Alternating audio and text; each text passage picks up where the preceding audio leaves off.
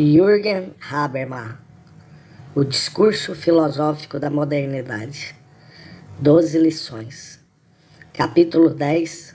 Aporias de uma teoria do poder. 1. Com a dinâmica do auto-apoderamento produtivo de saber, a arqueologia das ciências humanas não só fornece o ponto de partida para um cruzamento interno do saber com a vontade de saber. As palavras e as coisas levanta também questões que, alguns anos mais tarde, Foucault responderá desenvolvendo, a partir da vontade de saber, aquele conceito fundamental de poder no qual se apoia sua historiografia genealógica. Permitam-me indicar 3 dificuldades. A. Em primeiro lugar, Foucault deveria irritar-se com a visível afinidade existente entre sua arqueologia das ciências humanas e a crítica heideggeriana à metafísica da época moderna. As epistemes, ou formas de saber do Renascimento, do classicismo e da modernidade, assinalam cesuras de época e, simultaneamente, estágios na formação daquela compreensão do ser centrada no sujeito que Heidegger analisara com conceitos análogos desde Descartes até Nietzsche, passando por Kant. Foucault não pode, porém, trilhar o caminho da superação da filosofia do sujeito nos moldes de uma crítica da metafísica. Ele havia demonstrado com efeito que o conceito de história do ser tampouco rompe o círculo da terceira autotematização do sujeito autorreferencial, isto é, do seu esforço de apoderar-se de uma origem que recua cada vez mais.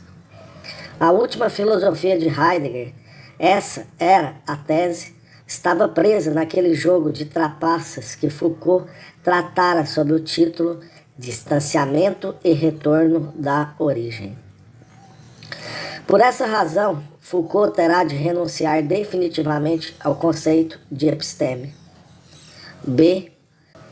Tão problemática quanto a proximidade com Heidegger é a com o estruturalismo.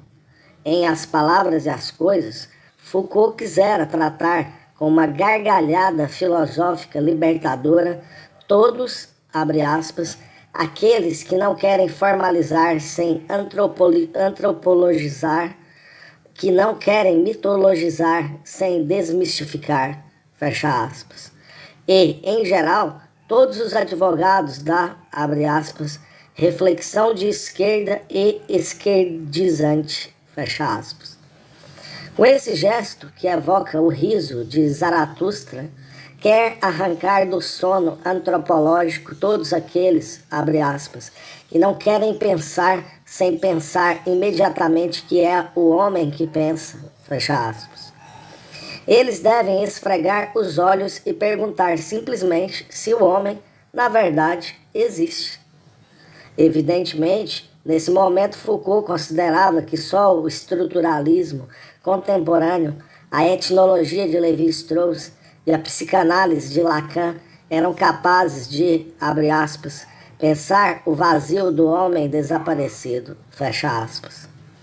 O subtítulo Arqueologia do Estruturalismo, originalmente previsto para o livro, não tinha em absoluto uma intenção crítica, mas foi preciso desfazer essa perspectiva assim que se tornou claro que o estruturalismo já havia oferecido secretamente o modelo do representacionalismo semiótico para a descrição da forma clássica do saber. Uma superação estruturalista do pensamento antropocêntrico não significaria, então, uma suplantação da modernidade, mas apenas a renovação explícita da forma de saber proto-estruturalista da época clássica. C. Por fim, uma outra dificuldade resulta do fato de Foucault ter desenvolvido seu estudo sobre o nascimento das ciências humanas sob a forma, e somente sob a forma, de uma arqueologia do saber.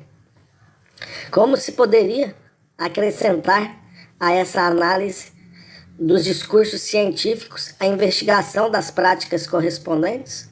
aberta pelos estudos anteriores, sem colocar em perigo a autossuficiência das formas de saber convertidas em universos acabados? Foucault ocupa-se desse problema em suas considerações metodológicas sobre a Arqueologia do Saber, de 1969. Não adota nessa obra uma posição totalmente inequívoca, mas inclina-se à prevalência dos discursos sobre as práticas que lhes são subjacentes.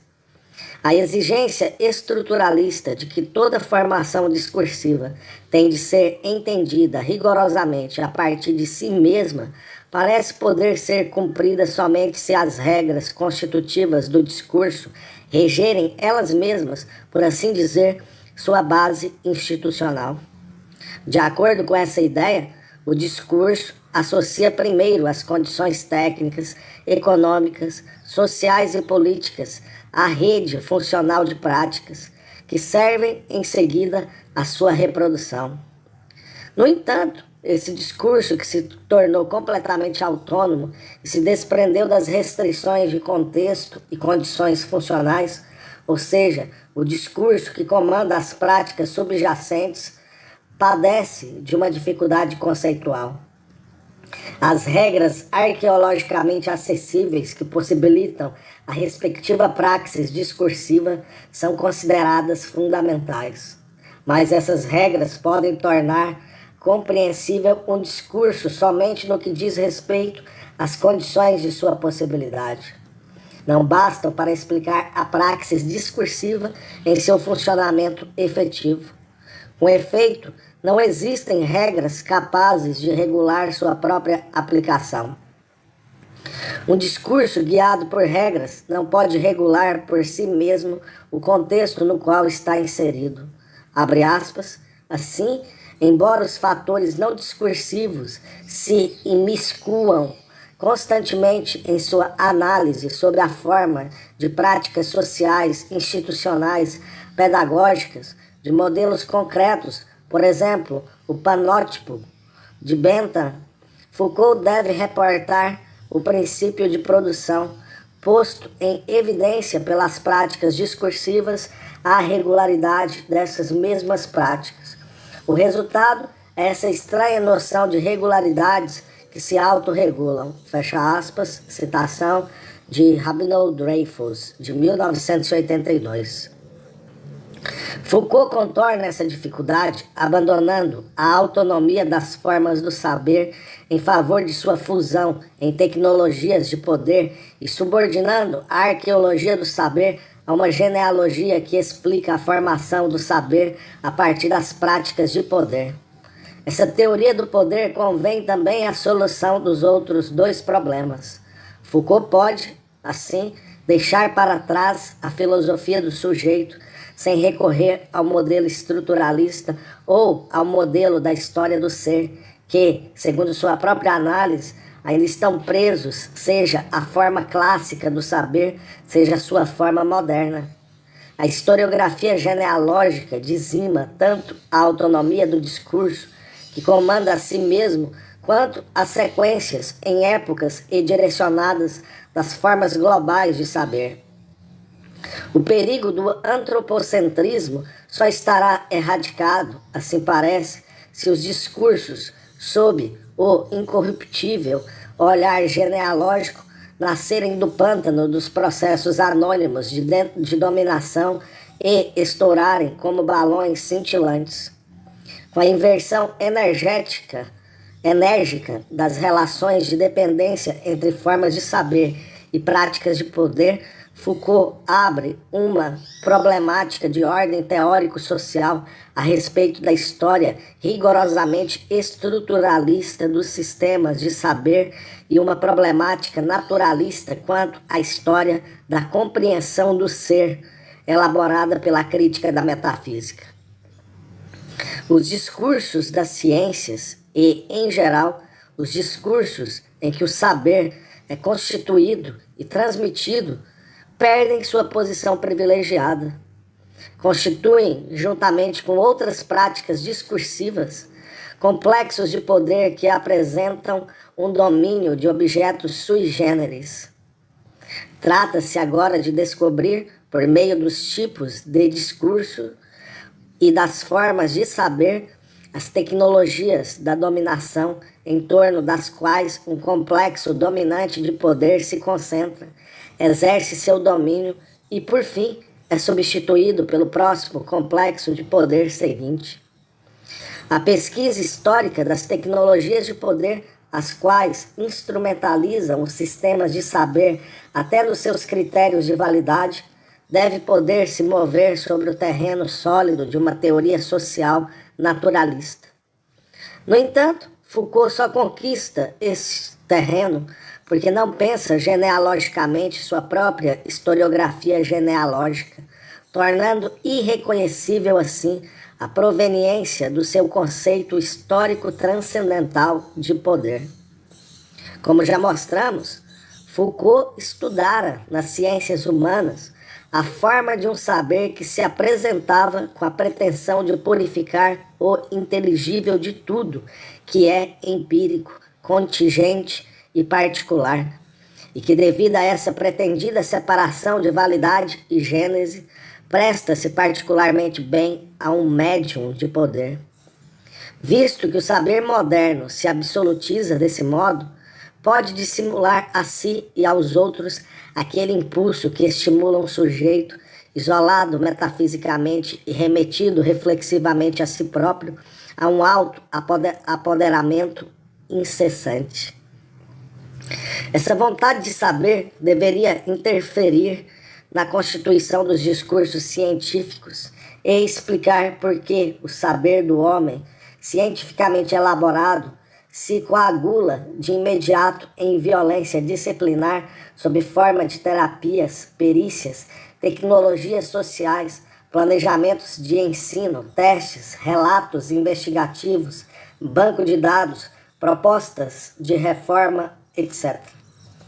A vontade de saber moderna define, abre aspas, o conjunto de regras segundo as quais se separa o verdadeiro do falso e anexa ao verdadeiro efeitos específicos de poder, fecha aspas. Citação de Verdade e Poder, Microfísica do Poder. Porém, na transição para a teoria do poder, Foucault desliga essa vontade de saber do contexto da história da metafísica, reduzindo-a, de modo geral, à categoria de poder. Essa transformação deve-se a duas operações. Em primeiro lugar, Foucault postula uma vontade constitutiva da verdade para todas as épocas e todas as sociedades.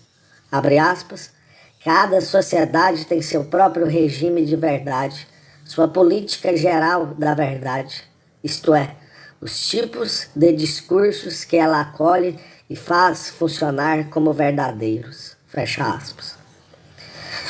Para além dessa generalização espaço-temporal, Foucault efetua uma neutralização objetiva.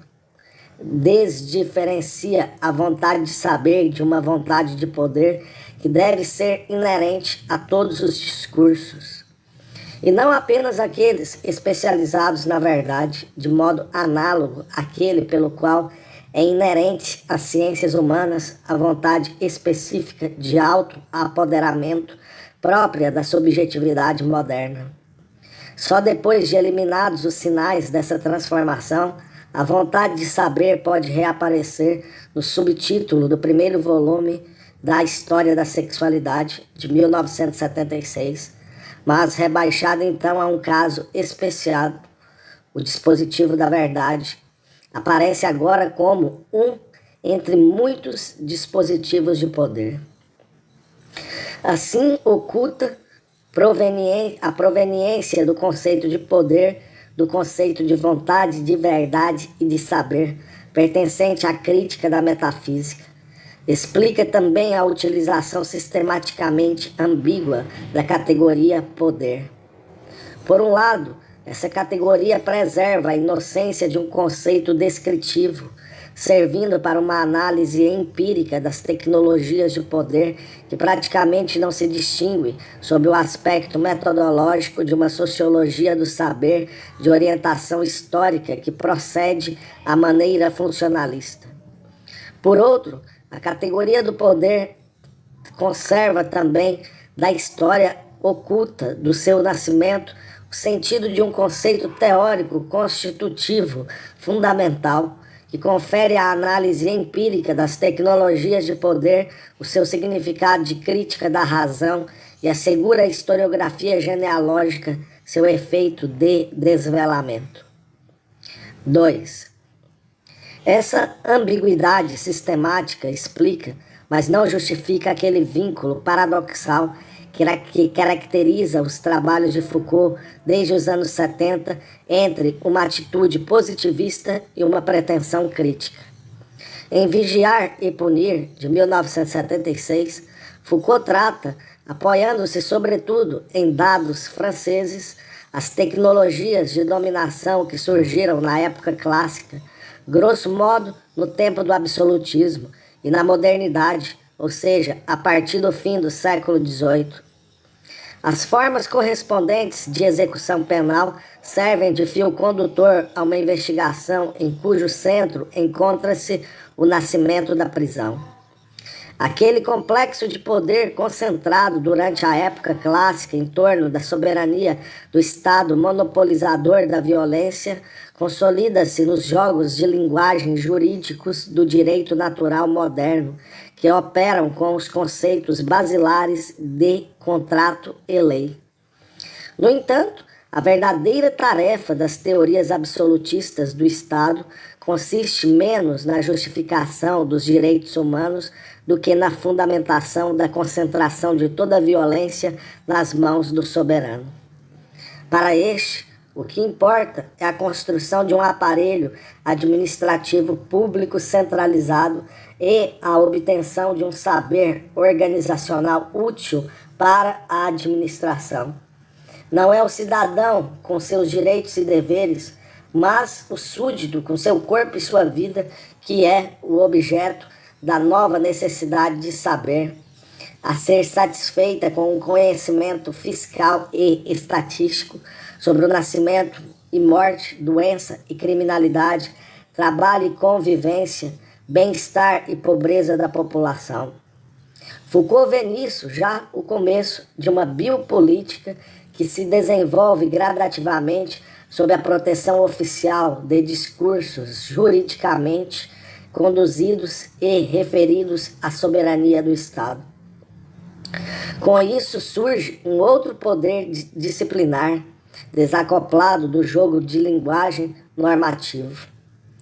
Ele condensa-se em um novo complexo de poder, moderno precisamente, à medida que as ciências humanas tornam-se médium desse poder e permitem a penetração da forma panóptica de controle em todos os poros do corpo subjugado e da alma objetivada.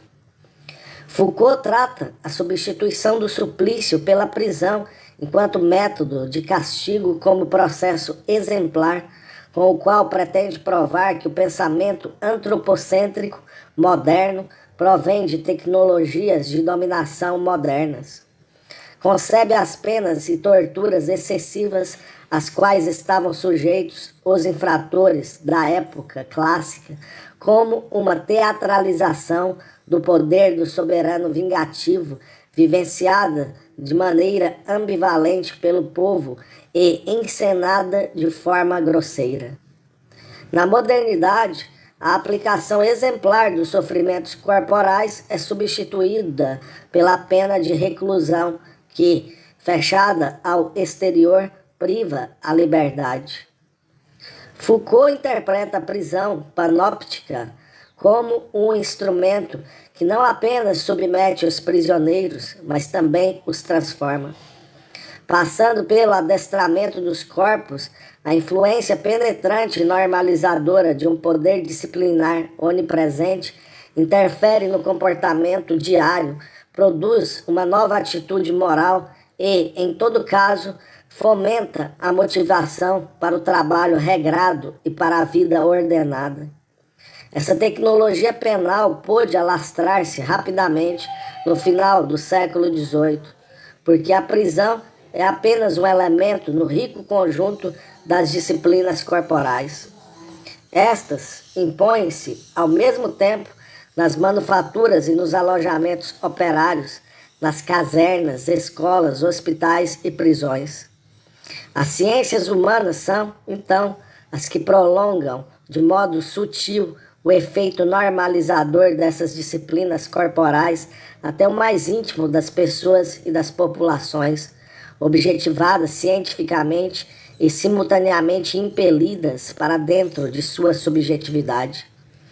As ciências humanas devem representar, segundo sua forma, um amálgama de poder e saber. Formação de saber e formação de poder constituem uma unidade indissolúvel.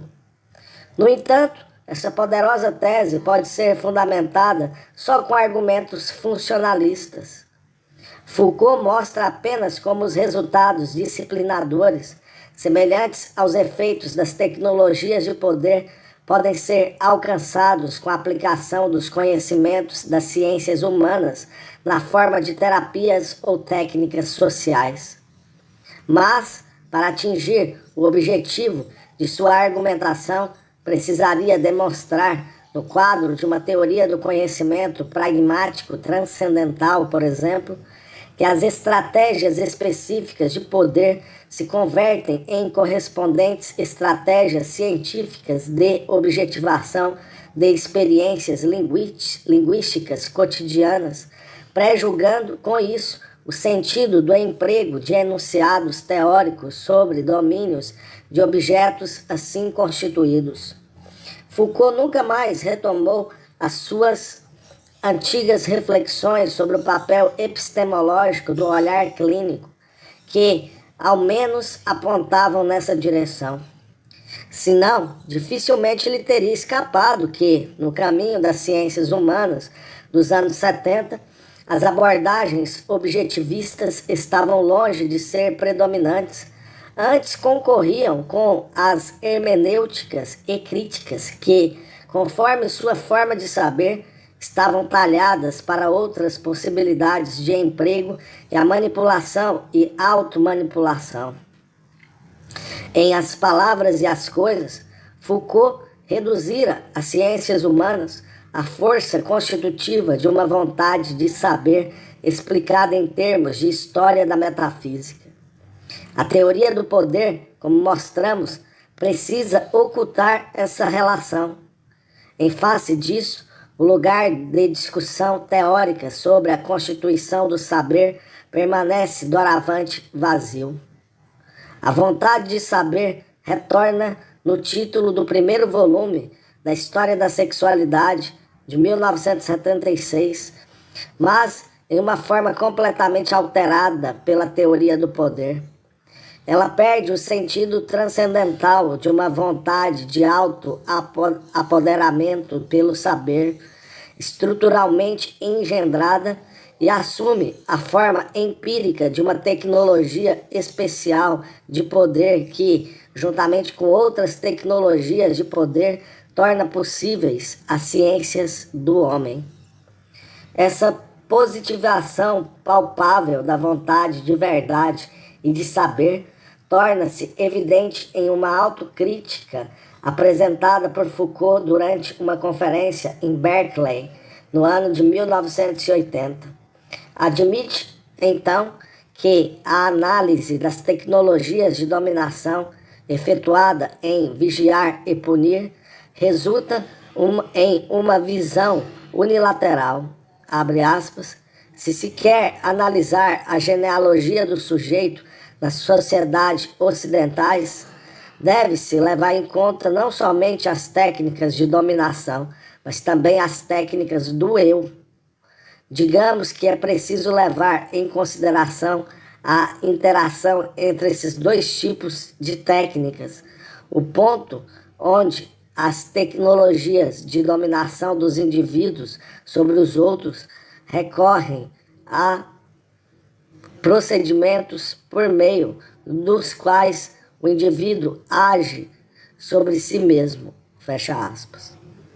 Foucault remete a essas tecnologias que exortam os indivíduos ao exame consciencioso de si e ao descobrimento da verdade sobre si mesmo, às práticas de confissão e, de modo geral, ao exame cristão de consciência. Práticas estruturalmente análogas, que durante o século XVIII penetram todos os domínios da educação, instalam em volta do centro da percepção das reações sexuais próprias e alheias um arsenal de instrumentos de auto-observação e auto-interrogação.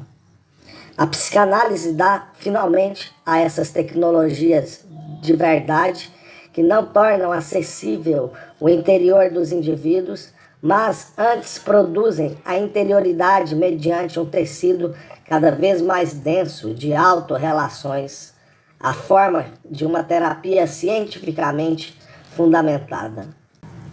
Em suma, a genealogia das ciências humanas de Foucault apresenta-se em um papel duplo desconcertante.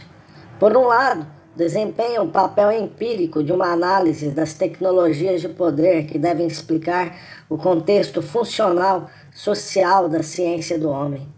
Aqui as relações de poder interessam enquanto condições de nascimento e enquanto efeitos sociais do saber científico. Essa mesma genealogia desempenha, por outro lado, o papel transcendental de uma análise das tecnologias de poder que devem explicar como os discursos científicos sobre o homem são, de modo geral, possíveis. Aqui as relações de poder interessam enquanto condições de constituição do saber científico. Ambos os papéis epistemológicos não estão mais divididos em abordagens concorrentes que simplesmente se referem ao mesmo objeto, ou seja, ao sujeito humano em suas manifestações vitais. Pelo contrário, a historiografia genealógica deve ser as duas coisas ao mesmo tempo: a ciência social funcionalista e investigação histórica da constituição do saber. Em seu conceito fundamental de poder, Foucault força a fusão da noção idealista de síntese transcendental com os pressupostos de uma ontologia empírica. Por esse motivo, essa abordagem não pode proporcionar uma via para sair da filosofia do sujeito, uma vez que o conceito de poder que deve oferecer o denominador comum para os componentes de significação contrários é tirado do repertório da própria filosofia da consciência. Segundo essa filosofia, o sujeito pode contrair fundamentalmente duas, e apenas duas, relações com o mundo de objetos representáveis e manipuláveis. Relações cognitivas, reguladas pela verdade dos juízos, e relações práticas, reguladas pelo sucesso das ações. Poder é aquilo com que o sujeito atua sobre objetos em ações bem-sucedidas. Nesse caso, o sucesso da ação depende da verdade dos juízos que entram no plano da ação. Por meio do critério do sucesso da ação, o poder permanece dependente da verdade. Foucault inverte de pronto essa dependência do poder em relação à verdade em uma dependência da verdade em relação ao poder. Consequentemente, o poder fundante não precisa mais estar vinculado às competências dos sujeitos que agem e atuam. O poder torna-se sem sujeito. Contudo, ninguém escapa às pressões de estratégia conceitual da filosofia do sujeito, recorrendo a operações de inversão em seus conceitos fundamentais. Foucault não pode fazer desaparecer todas aquelas aporias que atribui à filosofia do sujeito em um conceito de poder tomado de empréstimo da própria filosofia do sujeito. Assim, não é de admirar que as mesmas aporias irrompam novamente em uma historiografia declarada como anticientífica que se apoia em um conceito básico tão paradoxal. Visto que Foucault não presta conta metodologicamente dessas incompatibilidades, permanece oculta a razão da unilateralidade de suas investigações empíricas. Com a virada para a teoria do poder, Foucault tem a expectativa de conduzir suas investigações para fora daquele círculo em que as ciências humanas estão irremediavelmente presas. Enquanto o pensamento antropocêntrico, por conta da dinâmica do auto-apoderamento desmedido de um sujeito tornado reflexivo, for atraído para o redemoinho do objetivismo, isto é, da objetivação do homem, a genealogia do saber deve elevar-se à verdadeira objetividade do conhecimento. Já vimos que a historiografia genealógica, fundada em uma teoria do poder, deve realizar 3 substituições. A explicação hermenêutica dos contextos de sentido é substituída pela análise das estruturas em si mesmas desprovidas de sentido. As pretensões de validade não interessam senão como funções de complexos de poder. Os juízos de valor e, em geral, a problemática da justificação da crítica são eliminados em favor de explicações históricas isentas de valores. O nome de anticiência não se explica apenas pela oposição às ciências humanas dominantes. Sinaliza, ao mesmo tempo, a tentativa ambiciosa de superar essas pseudociências, cujo lugar é ocupado por uma investigação genealógica que, sem perseguir falsos modelos das ciências naturais, poderá um dia competir em seu status científicos com as ciências naturais.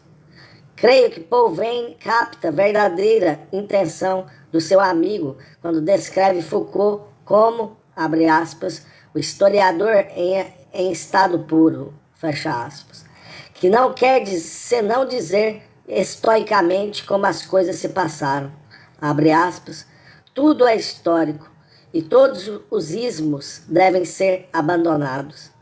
Na história existem apenas constelações individuais ou absolutamente singulares, e cada uma delas é plenamente explicável a partir de sua própria situação, fecha aspas. Citação de Veyne, 1981.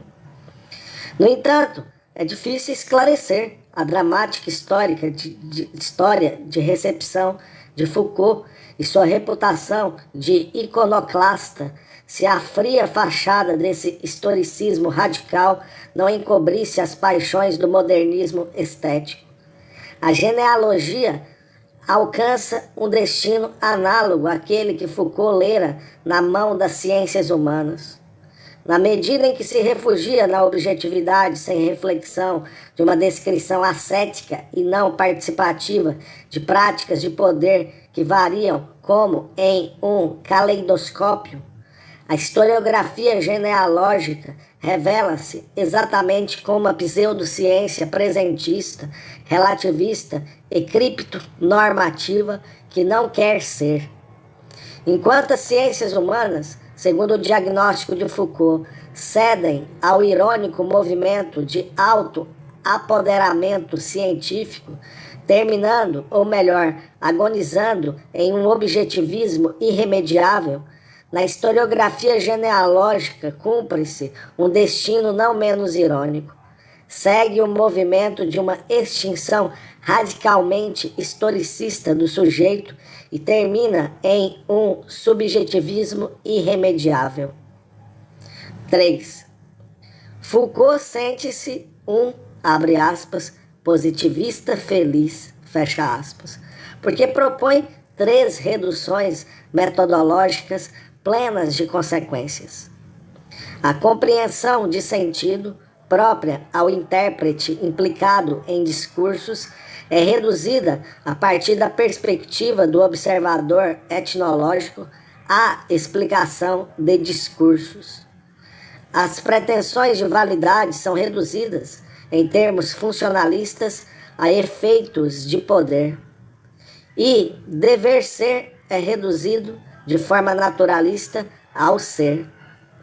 Falo de reduções, porque, de fato, os aspectos internos de significado, de validade, de verdade e de valores não se esgotam por completo nos aspectos de práticas de poder exteriormente apreendidos.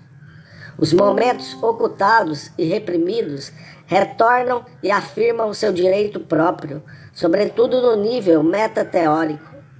Foucault enreda-se em aporias tão logo deva explicar como deve ser entendido aquilo que o próprio historiador genealogista faz.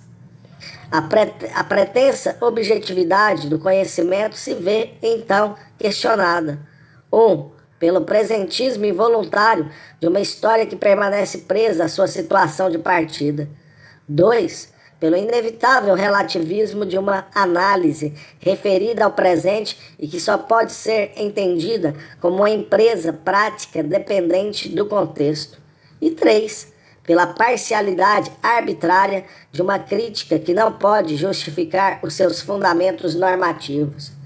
Foucault é íntegro o suficiente para confessar essas inconsequências, mas não tira delas nenhuma consequência. 1. Como mostramos, Foucault deseja eliminar a problemática hermenêutica e, dessa forma, aquela autorreferencialidade que se manifesta com acesso ao domínio objetual pela compreensão de sentido.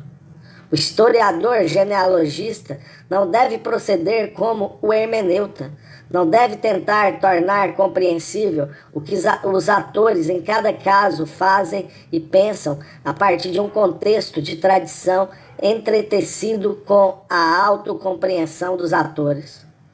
Pelo contrário, deve explicar o horizonte dentro do qual tais manifestações podem, em geral, aparecer como dotadas de sentido, com base nas práticas subjacentes. Assim, por exemplo, atribuirá a proibição da luta de gladiadores na Roma tardia não à influência humanizadora do cristianismo, mas à substituição de uma formação de poder pela seguinte. No horizonte do novo complexo de poder de Roma, pós-constantiniana, é inteiramente natural, por exemplo, que o Senhor não trate mais o povo como um rebanho de ovelhas que precisam ser vigiadas, mas como um bando de crianças carentes de educação. E não se deve mais admitir crianças em espetáculos sanguinários. Os discursos que justificaram a instituição ou a abolição de lutas de gladiadores são considerados apenas como disfarces de uma praxis de dominação que lhes subjaz inconscientemente. Como fonte de todo sentido, tais práticas são elas mesmas sem sentido. O historiador deve abordá-las do exterior, a fim de apreendê-las em sua estrutura. Para tanto, não é preciso nenhuma pré-compreensão hermenêutica, mas somente o conceito da história como uma mudança de configuração desprovida de sentido e caleidoscópica de universos de discursos que nada têm em comum senão a determinação de ser protuberâncias de poder em geral. De encontro a essa autocompreensão apegada à objetividade, o primeiro golpe de vista em qualquer um dos livros de Foucault ensina, entretanto, que mesmo o historiador radical só pode explicar tecnologias de poder e práticas de dominação comparando-as, e de modo algum explicando cada uma delas como uma totalidade a partir de si mesma. Desse modo, os pontos de vista a partir dos quais efetua comparações permanecem inevitavelmente ligados à própria situação hermenêutica inicial. Isso se mostra, em meio a outras coisas, no fato de Foucault não poder escapar à necessidade de efetuar uma divisão em épocas por meio de uma referência implícita ao presente. Quer se trate da história da loucura, da sexualidade ou da execução penal, as formações de poder da Idade Média, do Renascimento e do Classicismo remetem sempre àquele poder disciplinar, àquela biopolítica considerada por Foucault como destino de nosso presente. Na conclusão de A Arqueologia do Saber, faz a si mesmo essa objeção, mas, na verdade, apenas para desviar-se dela, abre aspas, no momento e sem que possa prever um termo, meu discurso, longe de determinar o lugar de onde ele fala, evita o solo em que poderia se apoiar. Fecha aspas. Citação de Foucault, 1973, da Arqueologia do Saber. Foucault está consciente, embora não dê uma resposta, da aporia de um procedimento que quer ser objetivista, mas simultaneamente precisa permanecer como diagnóstico da época. Foucault cede à melodia ensinada de um irracionalismo confesso, apenas no contexto de sua interpretação de Nietzsche. A autoextinção ou o, abre aspas, sacrifício do sujeito de conhecimento, fecha aspas, que o historiador radical deve exigir de si mesmo em favor somente da objetividade, da pura análise estrutural, experimenta aqui uma irônica reinterpretação contrária, abre aspas, aparentemente, ou segundo sua música, a consciência histórica é neutra. Despojada de toda paixão e dedicada apenas à verdade. Mas se ela se interroga, e se, de uma maneira mais geral, interroga toda a consciência científica em sua história, descobre então as formas e transformações da verdade, da vontade de saber, que é instinto, paixão, obstinação, inquisidora, refinamento cruel, maldade, descobre a violência da parcialidade. A análise histórica desse grande querer saber da humanidade torna visível que não há nenhum conhecimento que não repouse sobre a injustiça, que não há, pois, no conhecimento um direito à verdade ou um fundamento do verdadeiro. Fecha aspas. Assim, acaba por converter-se em seu contrário, a tentativa de explicar a partir de si mesmo as formações de discurso e as de poder sob o olhar rigorosamente objetivante do analista que vem de longe e que, desprovido de compreensão, confronta-se com tudo que é nativo. O desmascaramento das ilusões objetivistas, de todo querer saber, leva ao consentimento com uma historiografia narcisisticamente orientada ao posicionamento do historiador, que instrumentaliza a consideração do passado sobre as necessidades do presente. A Wycliffe Story, isto é, a história real cai verticalmente ao lugar em que se encontra, fecha aspas. 2. Como a esse pressentimento, a esse presentismo extremo, tampouco a historiografia de Foucault pode escapar a um relativismo. Suas pesquisas enredam-se na autorreferencialidade que devia ser eliminada por meio de um tratamento naturalista da problemática da validade. A historiografia genealógica deve tornar as práticas do poder, precisamente em suas operações constitutivas de discurso, acessíveis a uma análise empírica. Dessa perspectiva, as pretensões de verdade não se restringem apenas aos discursos no interior dos quais se apresentam.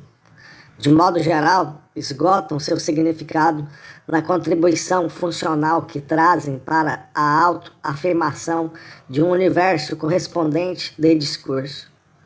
O sentido das pretensões de validade reside, portanto, nos efeitos de poder que possuem. Por outro lado, essa hipótese fundamental da teoria do poder é autorreferencial. Se é correta, precisa destruir igualmente a base de validade das pesquisas por ela inspiradas.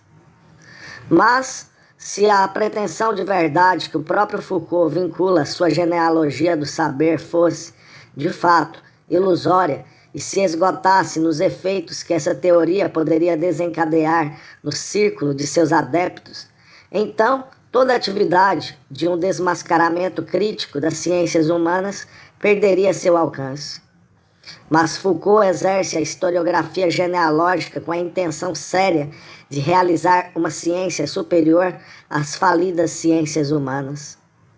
Ora, se sua superioridade não puder se expressar na substituição das pseudociências, persuadidas de sua falta por algo mais convincente, se sua superioridade se manifestar unicamente no efeito da substituição fatual dos discursos científicos dominantes até o momento, então a teoria de Foucault se consumiria em política teórica, isto é, no objetivo político teórico que sobrecarrega necessariamente as forças de um empreendimento levado por um só homem, por mais heróico que seja.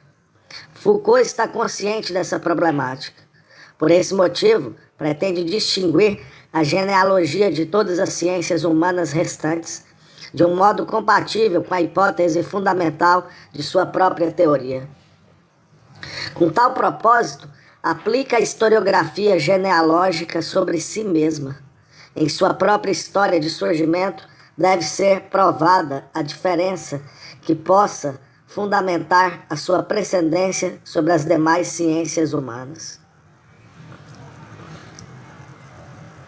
A teoria do saber utiliza aqueles tipos de saber dessas ciências estabelecidas, se diferenciam. Oferece um médium para a revolta dos, abre aspas, tipos de saber sujeitados, fecha aspas. Em primeira linha, Foucault não entende por essa expressão os sedimentos do saber erudito, ao mesmo tempo velados e presentes, mas a experiências jamais promovidas a saber oficial, jamais suficientemente articuladas de grupos sujeitados pelo poder. Trata-se do saber implícito daquela gente que constitui o sedimento de um sistema de poder e que são os primeiros, ora como sofredores, ora como executores da maquinaria de sofrimento, a experimentar no próprio corpo uma tecnologia do poder. Por exemplo, o saber dos psiquiatrizados e dos enfermeiros, dos delinquentes e dos guardas, dos prisioneiros de campo de concentração e dos vigias, dos negros e dos homossexuais, das mulheres e das feiticeiras, dos vagabundos, das crianças e dos fantasistas. A genealogia realiza seu trabalho de escavação nos terrenos obscuros daquele saber local, marginal e alternativo, que, abre aspas, retira seu vigor apenas da rudeza com que resiste a tudo que o cerca, fecha aspas. Esses acervos de saber são normalmente, abre aspas, desqualificados como não competentes ou como insuficientemente elaborados. Saberes ingênuos e hierarquicamente inferiores, saberes abaixo do nível requerido de conhecimento ou de cientificidade, fecha aspas. Mas neles colhia, abre aspas, o saber histórico das lutas, fecha aspas.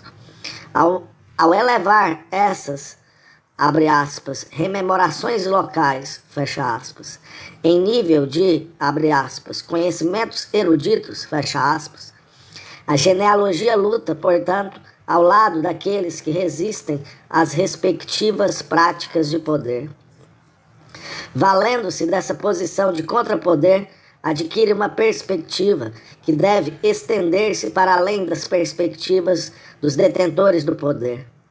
Dessa perspectiva, transcenderiam todas as pretensões de validade que se constituem dentro da jurisdição do poder. O vínculo com o saber desqualificado das pessoas proporcionaria ao trabalho de reconstrução do genealogista a superioridade, abre aspas, que conferiu à crítica dos discursos exercida nos últimos 15 anos sua força essencial, fecha aspas, citação de Genealogia e Poder. Isso lembra um argumento do jovem Lukács. Segundo ele, a teoria marxista deveria sua imparcialidade ideológica às possibilidades cognitivas privilegiadas de uma perspectiva de experiência constituída pela posição dos assalariados no processo de produção. Todavia, o argumento só era consistente no quadro de uma filosofia da história que, no interesse de classe do proletariado, pretendia descobrir o interesse universal e na consciência de classe do proletariado, a autoconsciência da espécie. O conceito Foucaultiano de poder não autoriza a noção de um contrapoder articulado em uma filosofia da história e baseado em privilégios cognitivos.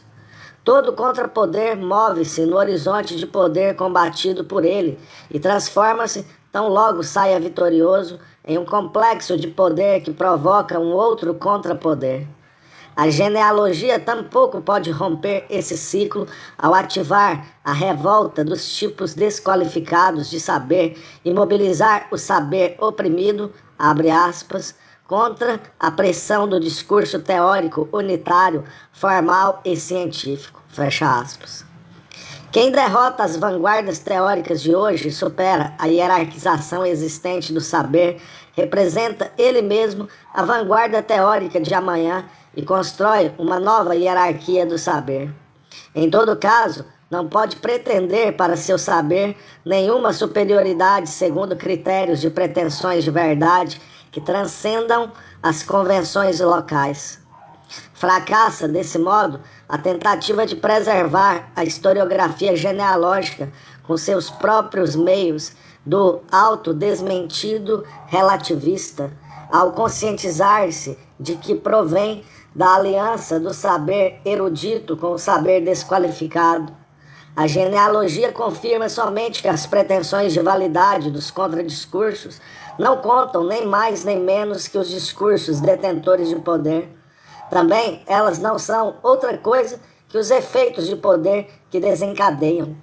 Foucault percebe bem esse dilema, mas, mais uma vez, esquiva-se de uma resposta e professa novamente um perspectivismo militante apenas no contexto de sua recepção de Nietzsche.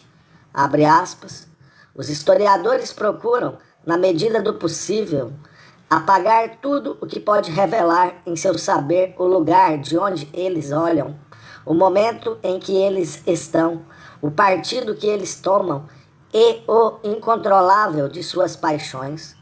O sentido histórico, tal como Nietzsche o entende, sabe que é perspectivo. Ele olha de um determinado ângulo. Ele está decidido a apreciar, a dizer sim e não, a seguir todos os traços do veneno, a encontrar o melhor antídoto. Fecha aspas. Citação de Nietzsche, A Genealogia e a História. Foucault, 1974. 3. Resta, enfim, examinar se Foucault consegue escapar àquele criptonormativismo do qual, segundo sua concepção, se tornam culpadas as ciências humanas que pretendem uma neutralidade axiológica. A historiografia genealógica deve, em atitude rigorosamente descritiva, remontar para trás dos universos discursivos no interior dos quais se discutem apenas normas e valores. Ela coloca entre parênteses as pretensões normativas de validade, tanto como as pretensões sobre a verdade proposicional, abstendo-se de perguntar se algumas formações de discurso e de poder poderiam ser mais justificadas que outras. Foucault resiste ao convite de tomar partido.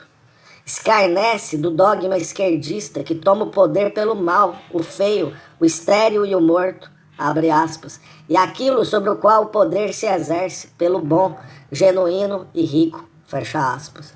Foucault, 1978, Não ao Sexo Rei, Microfísica do Poder. Não há para ele nenhum lado certo. Atrás dessas afirmações oculta-se a convicção de que a política, que desde 1789 estivera sob o signo da Revolução, chegou ao fim e que as teorias que refletiram a relação entre teoria e praxis estão ultrapassadas. Mesmo essa fundação de uma neutralidade axiológica de segundo grau não é, naturalmente, isenta de valores. Foucault se entende como um dissidente que resiste ao pensamento moderno e ao poder disciplinar dissimulado pelo humanismo. O engajamento molda seus ensaios eruditos no estilo e na escolha das palavras. O gesto crítico domina tanto a teoria como a autodefinição de toda sua obra. Nesse sentido, Foucault distingue-se, de um lado, do positivismo engajado de um Max Weber, que intenta separar a base axiológica abertamente declarada e resultante de uma escolha decisionista das análises realizadas com neutralidade axiológica. A crítica de Foucault funda-se antes em uma retórica pós-moderna de exposição do que nas teses pós-modernas de sua teoria. De outro lado, Foucault distingue-se também da crítica da ideologia de um Marx, que desmascara a autocompreensão humanista da modernidade ao cobrar o conteúdo normativo dos ideais burgueses. Foucault não tem a intenção de prolongar aquele contradiscurso que a modernidade levou consigo desde seus começos.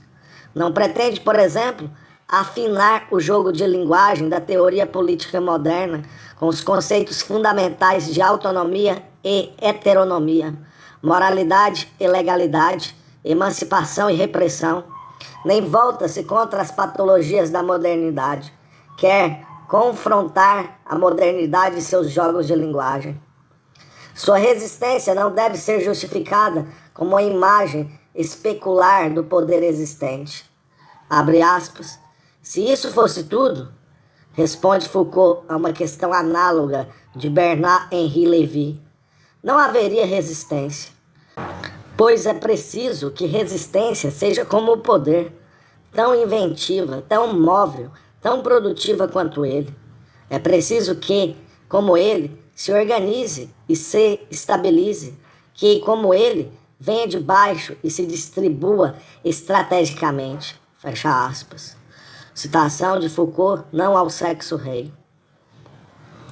A dissidência extrai sua única justificação do fato de que põe armadilhas ao discurso humanista sem se envolver nele. Foucault explica essa autocompreensão estratégica recorrendo às propriedades da própria formação moderna de poder. Aquele poder disciplinar cujo caráter local, constante, produtivo, penetrante e capilar, reiteradamente descreve, fixa-se antes nos corpos do que nas cabeças. Tem a forma de um biopoder que se apropria antes dos corpos do que dos espíritos, submetendo-os a uma pressão normalizadora rigorosa, sem necessitar para isso de um fundamento normativo. O poder disciplinar funciona sem ter de passar por uma consciência necessariamente falsa que teria se constituído nos discursos humanistas e que, por conseguinte, estaria exposta à crítica dos contradiscursos. Ao contrário, os discursos das ciências humanas fundem-se muito mais com as práticas de sua aplicação em um complexo opaco de poder no qual toda crítica da ideologia tem de ricochetear. A crítica humanista que, como aquela de Marx ou de Freud, se apoia na oposição ultrapassada entre poder legítimo e ilegítimo, motivos conscientes e inconscientes, e que parte para a luta contra instâncias de opressão, exploração, recalcamento, etc., corre, por sua vez, o risco de reforçar o humanismo, que foi puxado entre mentes do céu para a terra e coagulado com violência normalizadora. Ora, esse argumento poderia ser suficiente para conceber a historiografia genealógica não mais como crítica, mas como tática, como meio de liderar a guerra contra uma formação de poder normativamente intocável. Porém, se trata somente de mobilizar o contrapoder, as lutas e confrontações astuciosas, coloca-se a questão de saber por que deveríamos resistir, em princípio, ao poder onipresente que circula nas veias e artérias do corpo da sociedade moderna, em vez de nos juntarmos a ele. Os instrumentos de luta da genealogia do saber seriam, então, supérfluos. Está claro que uma análise axiologicamente neutra de forças e fraquezas do adversário é útil para aquele que quer assumir a luta. Mas por que, em princípio, lutar?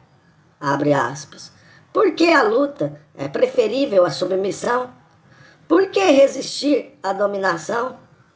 Somente com a introdução de noções normativas de alguma espécie, Foucault poderia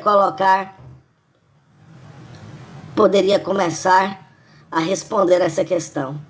Somente com a introdução de noções normativas, ele poderia começar a nos contar o que está errado com o regime moderno de poder e conhecimento e por que devemos nos opor a ele. Fecha aspas. Citação de Anne Fraser. Foucault on Modern Power. Certa vez, durante uma entrevista, Foucault não pôde escapar à questão. Nessa única passagem, dá uma vaga indicação sobre os critérios pós-modernos de justiça. Abre aspas. Para poder avançar contra as disciplinas, na luta com o poder disciplinar, não se poderia tomar a direção do antigo direito de soberania, mas a direção de um novo direito que não fosse liberado somente das disciplinas, mas, ao mesmo tempo, também do princípio de soberania. Fecha aspas. Foucault, 1978. Soberania e disciplina. Abstraindo inteiramente o fato de que já foram desenvolvidos, partindo de Kant, concepções morais e jurídicas que não servem mais à tarefa de justificar meramente a soberania do Estado monopolizador da violência, Foucault cala-se sobre esse tema. Mas, assim que se tenta obter na acusação veemente contra o poder disciplinar, os critérios empregados de modo implícito depara com determinações conhecidas do jogo de linguagem normativa explicitamente rejeitado. Também para Foucault é chocante a relação assimétrica entre os detentores do poder e os sujeitados, assim como o efeito reificante das tecnologias de poder que ferem a integridade moral e corporal dos sujeitos capazes de falar e agir. Anne Fraser propôs uma interpretação que, embora não aponte uma saída para o dilema, explica de onde provém o criptonormativismo da historiografia que se declara axiologicamente neutra. O conceito de vontade e poder de Nietzsche e o conceito de soberania de Bataille assumem, de forma mais ou menos aberta, o conteúdo de experiência normativo da modernidade estética. Em contrapartida, Foucault tomou emprestado seu conceito de poder da tradição empirista, privando daquele potencial de experiência, de um fascínio ao mesmo tempo assustador e encantador, do qual se nutriu a vanguarda estética de Baudelaire até os surrealistas. Contudo, o poder mantém, nas mãos de Foucault, também uma referência estética literal com a percepção do corpo, com a experiência dolorosa do corpo escorchado. Esse momento é, inclusive, determinante para a formação moderna de poder, que deve o nome de biopoder, por penetrar profundamente pelas vias sutis da objetivação científica e de uma subjetividade produzida pelas tecnologias de verdade no corpo reificado, apossando-se de todo o organismo.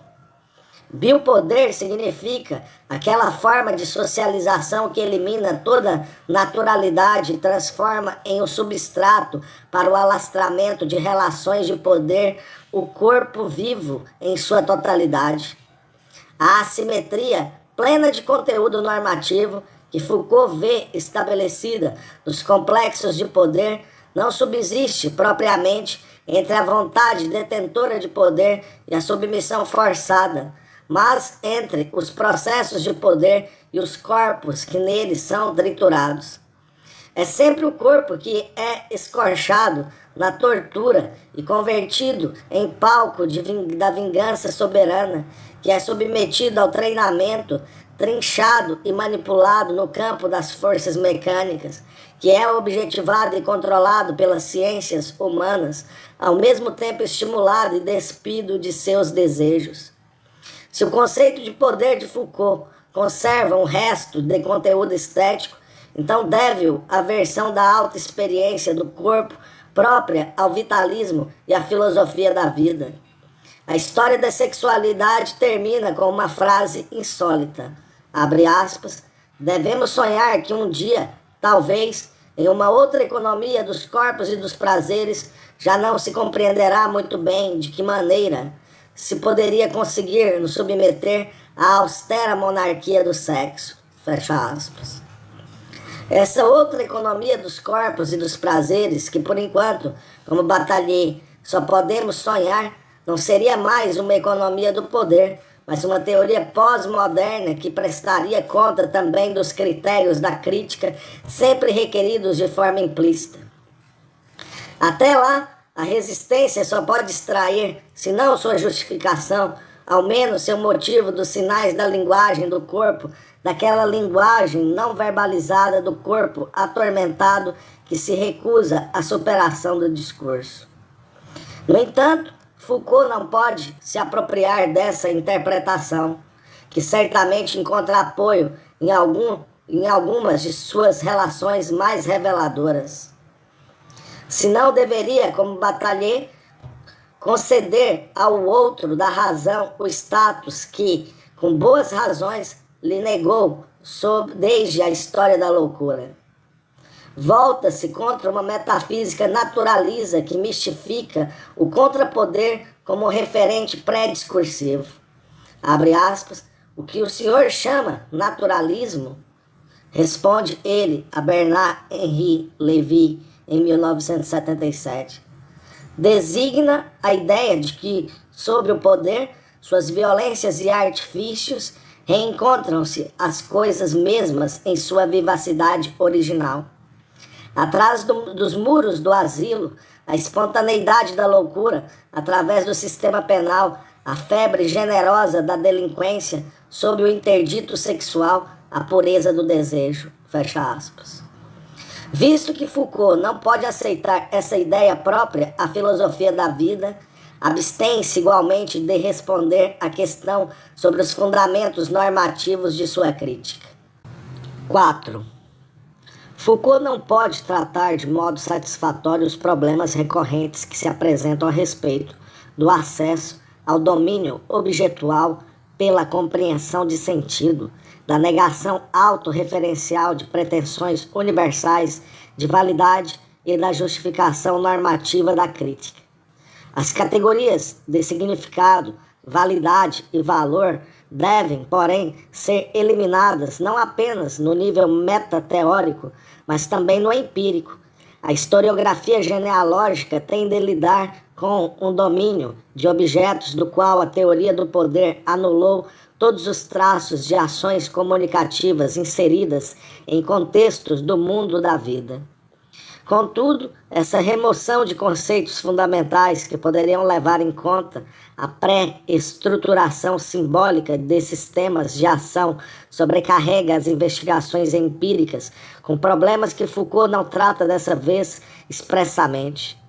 A título de exemplo, vou escolher 2 problemas que têm uma certa tradição na teoria social clássica. A questão de como a ordem social é possível em geral e a de como indivíduo e sociedade se relacionam entre si. Se admite, como Foucault, apenas um modelo de processos de sujeição, de confrontações mediadas pelo corpo e de contextos de ações estratégicas mais ou menos conscientes, se exclui uma estabilização de domínios de ação por meio de valores, normas e processos de entendimento recíproco, e não se assinala para esses mecanismos de integração social nenhum equivalente conhecido proveniente das teorias do sistema ou da troca. Então, torna-se difícil explicar como as lutas locais permanentes poderiam consolidar-se em poder institucionalizado. Axel Honneth sublinhou energicamente essa problemática. Em suas descrições, Foucault recolhe disciplinas, práticas de poder e tecnologias de verdade e de dominação condensadas em instituições, mas não pode explicar, abre aspas, como pode ser deduzida da situação social de uma luta ininterrupta a unidade de uma estrutura de poder, por mais momentânea que seja, fecha aspas. Além disso, os fenômenos para os quais Durkheim introduziu o termo, abre aspas, individualismo institucionalizado, fecha aspas, provocam dificuldades conceituais análogas às da estabilização temporária de formações de discursos e de poder. Ao se admitir apenas o modelo do alastramento de relações de poder, a socialização das gerações seguintes também se apresentará no quadro de confrontações astuciosas.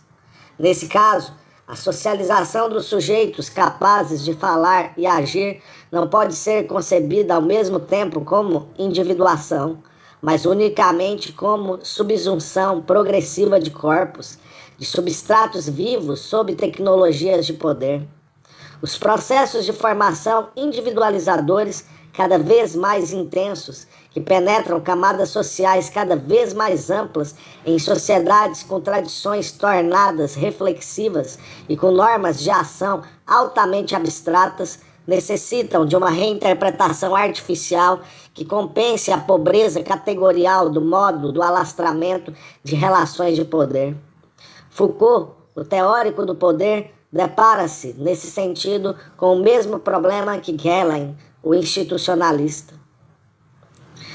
A ambas as teorias falta um mecanismo de integração social como a linguagem, com o cruzamento de atitudes performativas de falantes e ouvintes que poderia explicar o efeito de individuação da socialização.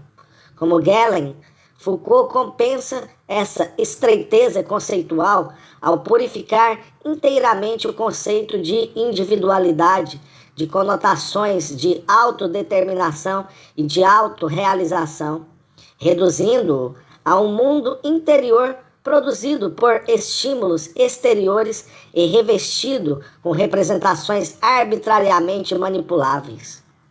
Nesse caso, a dificuldade não resulta da falta de um equivalente para as conhecidas construções da relação entre indivíduo e sociedade.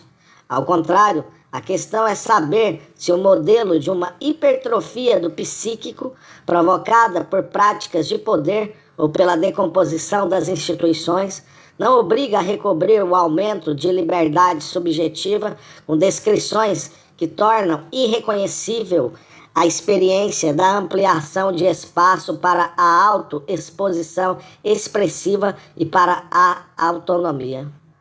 Na realidade, Foucault poderia rejeitar objeções desse tipo com uma petição de princípio. Não se baseiam elas em questionamentos tradicionais que, juntamente com as ciências humanas, de cujo horizonte provém, há muito perderam seu objeto? Só poderíamos responder negativamente a essa questão se aquilo que, do nosso ponto de vista, se apresenta como um déficit conceitual repercutisse também sobre a disposição e a condução das investigações empíricas e se deixasse acusar pelas versões seletivas e cegueiras parciais. Vou assinalar, pelo menos, alguns pontos de vista a partir dos quais poderia ser exercida uma crítica empírica à história Foucaultiana da origem do processo penal moderno e da sexualidade. Vigiar e punir é concebido como uma genealogia do direito penal cientificamente racionalizado e da execução penal cientificamente humanizada. Aquelas tecnologias da dominação em que hoje se manifesta o poder disciplinar constituem a matriz comum tanto para, abre aspas, a humanização da pena, assim como para o conhecimento do homem, fecha aspas. A racionalização do direito penal e a humanização da execução das penas foram postas em andamento no final do século XVIII, sob o amparo retórico de um movimento reformista que se justificava normativamente com conceitos de direito e moral. Foucault quer mostrar que aí se oculta uma mudança brutal nas práticas de poder. O surgimento de um regime moderno de poder, abre aspas, a adaptação e o afinamento dos instrumentos que abrangem e vigiam o comportamento cotidiano dos indivíduos, sua identidade, sua atividade, seus gestos, aparentemente sem importância, fecha aspas. Foucault ilustra essa tese com exemplos impressionantes. Todavia, essa tese é falsa, quando generalizada. Afirma, então, que o panoptismo legível na execução penal moderna é característico da estrutura da modernização social em seu conjunto. Foucault só pode levantar essa tese generalizada porque se move com os conceitos da teoria do poder, aos quais escapam as estruturas normativas do desenvolvimento jurídico. Processos de aprendizado prático, morais, apresentam-se-lhe como uma intensificação dos processos de alastramento de relações de poder. Essa redução é efetuada em poucos passos. Em primeiro lugar, Foucault analisa os jogos de linguagem normativos do direito natural racional, valendo-se das funções latentes que o discurso da dominação cumpre na época do classicismo para impor e exercer o poder absolutista do Estado. A soberania do Estado monopolizador da violência manifesta-se também nas formas exemplares da execução penal, que Foucault expõe concretamente evocando os procedimentos de tortura e de martírio. Dessa mesma perspectiva funcionalista, descreve depois os prosseguimentos do jogo de linguagem clássico na era das reformas do Iluminismo. Estes culminam, por um lado, na teoria kantiana da moral e do direito, e por outro, no utilitarismo. É interessante observar que Foucault não atente ao fato de que ambos servem, por sua vez, à imposição revolucionária de um poder público constitucionalizado, logo, de uma ordem política em que a soberania dos príncipes foi substituída ideologicamente pela soberania do povo. A esse tipo de regime correspondem aquelas formas normalizadoras da execução penal que constituem o verdadeiro tema de vigiar e punir. Visto que Foucault elimina os aspectos internos do desenvolvimento jurídico, pode dar imperceptivelmente o terceiro e decisivo passo. Enquanto o poder soberano da formação de poder clássica se constitui com conceitos de direito e lei, o jogo de linguagem normativo deve ser inaplicável ao poder disciplinar da modernidade. Este só se submete aos conceitos empíricos, em todo caso não jurídicos, de controle e organização fáticas dos modos de comportamento e dos motivos de uma população que se torna mais e mais controlável cientificamente. Abre aspas. Que os procedimentos de normalização colonizem cada vez mais os da lei permite explicar o funcionamento global daquilo que domina a sociedade da normalização. Fecha aspas. Como mostra a passagem das doutrinas do direito natural às da sociedade natural, cada vez menos é possível construir realmente o contexto de vida complexo das sociedades modernas em seu todo, com categorias justnaturalistas de relações de contrato. Mas, naturalmente, essa circunstância não justifica a decisão plena de consequências no nível da estratégia teórica de que o desenvolvimento de estruturas normativas em geral poderia ser negligenciado quanto à formação moderna do poder. Tão logo tome o fio do estabelecimento biopolítico do poder disciplinar, Foucault deixa cair o fio da organização jurídica, do exercício da dominação e da legitimação de sua ordem. Surge, assim, a impressão infundada de que o Estado constitucional burguês seria um resíduo desprovido de função dos tempos do absolutismo. Esse nivelamento não circunstanciado da cultura e da política sobre os substratos imediatos do exercício do poder explica as lacunas ostensivas da exposição. Que uma história da justiça penal moderna seja dissociada do desenvolvimento do Estado de Direito talvez possa ainda justificar-se com referências à técnica da exposição. Mais problemática é a restrição teórica ao sistema de execução penal. À medida que passa da época clássica para a modernidade, Foucault ignora tanto o direito penal quanto o direito do processo criminal. Caso contrário, teria de submeter a evidente conquista de liberalidade e de seguridade jurídica a expansão das garantias do Estado de Direito também nesse domínio, a uma precisa interpretação nos termos da teoria do poder. Mas a exposição é completamente desfigurada, uma vez que Foucault exclui também da própria história da execução penal todos os aspectos da juridificação. Na prisão, como nas clínicas, escolas e casernas, existem aquelas relações particulares de poder, que de modo algum permaneceram intocadas pelo avanço enérgico da implementação do Estado de Direito. O próprio Foucault engajou-se politicamente em favor disso. Essa seletividade não diminui em nada o peso do desmascaramento fascinante dos efeitos capilares do poder. Mas a generalização de uma versão seletiva no âmbito da teoria do poder impede Foucault de perceber o fenômeno que necessita realmente de uma explicação.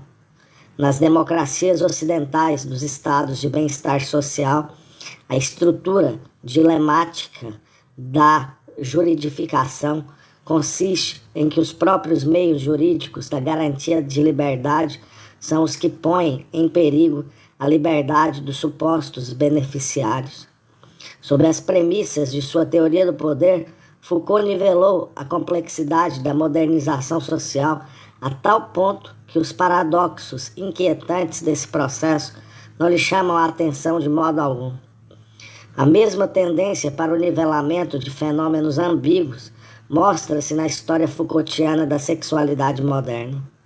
Esta refere-se ao domínio central da natureza interior que se torna reflexiva, isto é, da subjetividade, na acepção dada pelo primeiro romantismo à interioridade capaz de expressar-se. Nivela-se a estrutura dilemática de um longo processo de interiorização e individuação, acompanhado de técnicas de desvelamento e de estratégias de vigilância, que criou novas zonas de exteriorização e normalização. Herbert Marcuse interpretou como dessublimação repressiva os fenômenos contemporâneos de uma libertação sexual controlada, socialmente dirigida, ao mesmo tempo comercializada e administrada. Essa análise mantém aberta a perspectiva de uma dessublimação libertadora. Foucault parte dos fenômenos análogos de uma sexualidade desqualificada, reduzida a um meio de controle e despida de erotismo. Mas para ver aí precisamente o telos, o segredo desvelado da libertação sexual. Atrás da pseudo-emancipação entrincheira-se um poder que desdobra sua produtividade mediante o voyeurismo e a coação, astuciosamente induzida para a confissão. Para Foucault, sexualidade é sinônimo de uma formação de discurso e de poder que faz valer a exigência inocente de veracidade em face das próprias emoções a que se tem um acesso privilegiado, dos desejos pulsionais e das vivências, e que empreende uma estimulação imperceptível do corpo, uma intensificação dos prazeres e uma formação das energias psíquicas. Desde o final do século XVIII, tece-se uma rede de técnicas de verdade em torno da criança onanista, da mulher histérica, do adulto perverso, do casal procriador, figuras cercadas e reorganizadas pelo olhar inquisitorial dos pedagogos, médicos, psicólogos, juízes, agentes de planificação familiar, etc. Poder-se-ia mostrar em detalhes como Foucault simplifica o processo altamente complexo de uma progressiva problematização da natureza interior em uma história de curso linear. Em nosso contexto, interessa-nos, sobretudo, a peculiar exclusão de todos os aspectos que permitem apreender a erotização e a interiorização da natureza subjetiva como saldo positivo em liberdade e possibilidade de expressão. C. Honegger adverte para a retroprojeção na história dos fenômenos atuais da dessublimação repressiva e para a remoção reiterada das repressões do passado. Abre aspas, a uma época não demasiadamente distante, estava em plena vigência o dever de castidade para as mulheres, a produção da frigidez feminina, a dupla moral dos homens, a estigmatização do comportamento sexual desviante, assim como todas aquelas humilhações da vida amorosa das quais Freud ouvia falar em seu gabinete de consulta. Fecha aspas. Citação de C. Honegger. Considerações a respeito do projeto de Michel Foucault sobre uma história da sexualidade. Frankfurt, 1982.